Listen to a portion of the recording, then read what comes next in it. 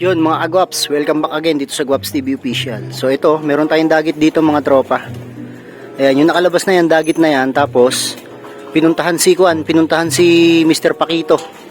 Ayun si Pakito, hindi, kapares pala ni Pakito. Ito, dagit yan mga tropa. Ayan o. Hindi ko alam kung kanino to eh. Hindi ko rin alam kung ibong ko do dati na umuwi dito. Pero ayan yung kalapate, mga tropang kalapatids, ayaw umalis dito sa atin. Tapos matapang pa, pinupuntahan pa yung mga kulungan dito ng mga kalapate natin and then nakikipagtukaan. So yung ibang mga breeders natin is nandito na sila, binalik na natin dito and then meron tayong mga ibabawas dito. So hindi ko alam kung sinong kalapatids natin yung makaka-acquired kay Kuya Gwaps TV.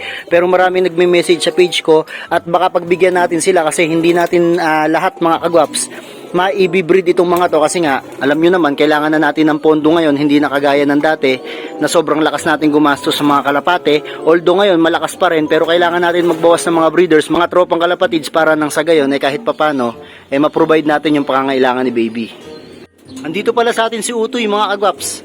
So kung maaalala nyo si Utoy, ito yung kalapate na sobrang bilis na ibon ng pinsan ko. Yan si Utoy mga tropa, ito si Utoy to. So bali ito pang house to house na talaga to.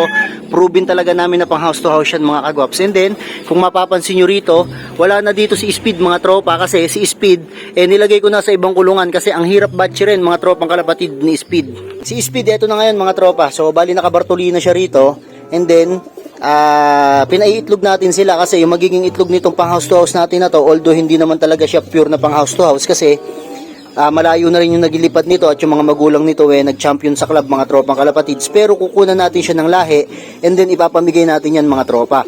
So kaya ako ibinread to, kaya ako to idinala rito para nang sa gayon mga tropang kalapatids, mga kagwaps makapagbigay ako sa inyo ng lahi nitong si Speed. So kayo nang bahala kung saan nyo gagamitin, kung gagamitin nyo ba ng pang house to house o gagamitin nyo at isasalin nyo sa club. Ang katabi niya sa kulungan mga kagwaps is itong lahi ni Lucky 71. So ito yung unang itlog nito, yung inakay nito medyo kinal natin mga tropang kalapatids kasi hindi ko gusto yung sizing nung anak nila. Sobrang liit mga tropa, so hindi ko alam kung ba't nagkaganon. Pero mga kagwaps, ito, nag-i-inbreed pa rin tayo at yung magiging anak nito ay kukunin natin at i-stack natin. Ito yung mga kalapati natin, mga tropang kalapatids na meron pang mga young bird. So ito, pang-break na yan. So yung paris na to mga kagwaps, i-break natin at ibabalik natin sila sa stackan. Tapos itong inakay na to mga tropang kalapatids, hinihintay ko lang yung isang supporters natin, yung subscriber natin. At malamang sa kanya mapunta to mga tropa, kaya hindi ko inaalis muna dito yung magulang para nang sa gayon masuportahan to sa patuka, sa pagkain kasi sinusubuan pa nila to at the same time tumutukan na rin ng ibon para nang sa gayon pag kinuha to malusog na malusog talaga mga tropang kalapatids. Itong mga lahi naman ni Pakito mga tropa, yung isa naka PHA, ayan maglalaro ako ng anak ni Pakito sa PHA mga tropa, and then itong si Pakito tingin ko tumatapang to kasi yung dagit na pumupunta rito talagang binabardagol niya mga tropa. So tingin ko naman pagka medyo paglalaroan ulit natin dito at pakakawalan ulit natin mga tropang kalapatids talagang papasok pa din dito si Pakito. Mas maganda na rin na merong ibang kalapati rito na tinutuka niya kasi mga kagwaps talaga naman natatapang siya. Ito yung dagit ayan, kita nyo yung dagit, basang-basa mga tropa. Hindi ko alam kung kalapati ko to dati na umuwi rito sa atin kasi ayaw niya nang umalis dito. Pero hindi ko naman siya pinababayaan sa patuka mga kagwaps. At pinatutuka pa rin naman natin.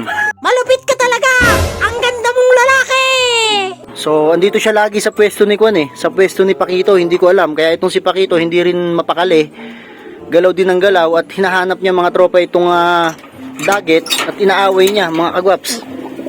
Ayan kasi itong si Pakito kahit papano na-practice ko din to na patapangin dito Ayan, di nagbabago yung katawan niya mga tropa. Ayan, si Pakito sa mga hindi nakakakilala kay Mr. Pakito mga kagwaps, siya yung overall champion ko na isa sa umuwi, isa sa mga nag-superset at nag-champion dito sa lugar namin mga kagwaps. Kahit sobrang hirap ng karera talagang kinaya ng ibon natin na to. At ito rin yung ibon, lahi din nito, dugo din nito, yung mga magagaling sa taas natin mga tropa. Kaya talagang masasabi ko na itong dugo ng Vandenbroek natin na pinanggalingan ni Pakito talagang malakas at maganda mga kagwaps. Sana all. Bigyan ko ng patuka mga kagwaps ng dagit. Ito yung dagit Sensya na kayo, medyo makuan dito. Magulo at kasi umuulan Ayan Tumuka ka. Ayan mga tropa. Teka kunin ko lang to Tubig to Ayan Kita nyo mga kagwaps. Di ba? So hindi ko alam kung ibon natin to dati. Pero lagi siyang nandito sa kulungan ni Pakito at parang gustong pumasok.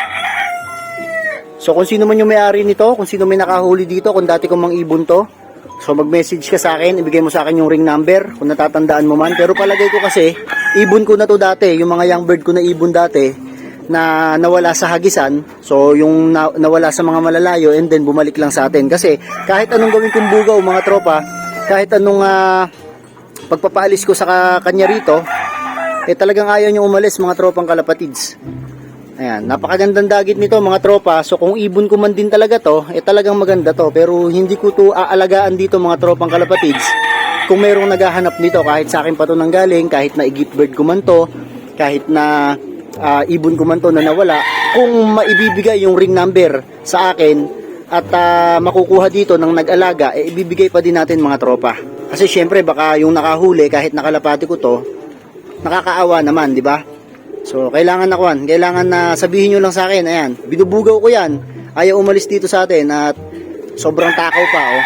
Malapit-lapit na naman tayo mga kagwaps na kwan na mag-ayos ng kwan dito ng pwesto natin kasi magtatagulan na, kailangan ma-safety na natin yung mga kalapati natin. So possible itong mga ito mga kagwaps, yung mga kwan na yan, yung mga stock natin dito, hindi ko alam kung dyan pa rin natin nilalagay yung stock loft natin o ililipat natin. And then itong mga ito, ayan, aalisin muna natin yan, lilinisin muna natin.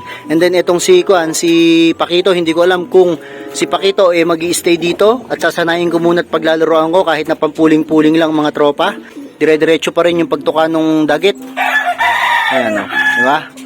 Napakagandang dagit nito mga tropa si Pakito, aligagang aligaga. Diba? Kasi dito pa sa loft niya, sa kulungan niya tumatambay itong dagit Nga pala mga kagwaps, ito sa nakakakilala sa ibon na to, ito yung ibon natin na pinanglaro natin ng South. So kung mapapansin nyo, talagang medyo malakas siyang mamarako at halos naghahari-harian siya dito sa stock loft mga kagwaps. Kaya siguro possible na gawin natin to na pang house to house din kasi kung makapagbardagulan to, makipag-away, talagang maayos. Saka ang ganda rin kasi ng bloodline nito kasi 515 to, so tingnan natin sa pooling kung magtatamasa to or pang house to house mga kagwaps. Pero ihihiwalay ko to kasi kapag ganito, nasanay sa akin yung ibon and then nakikita ko na malakas rumonda o malakas lumipad at malakas mamarako, pwede natin gawin na pang house to house. Ayan, so mag-comment ka sa baba nitong video ko kung sa tingin mo goods ba to na gawin natin pang house to house. So lilipat ko agad yan kapag goods yan mga tropa. Tapos nang kumain si Daggett, mga kalapatids, mga kagwaps, So nga pala, sa mga hindi pa nakasubscribe na kay Kuya Gwaps TV Official, mag-subscribe po kayo sa akin. So grabe tong ibon na to, basang-basa. So ayan mga tropa, dito ko natatapusin tong video na to. Muli, this is Kuya Rai and you are watching Gwaps TV. Peace out.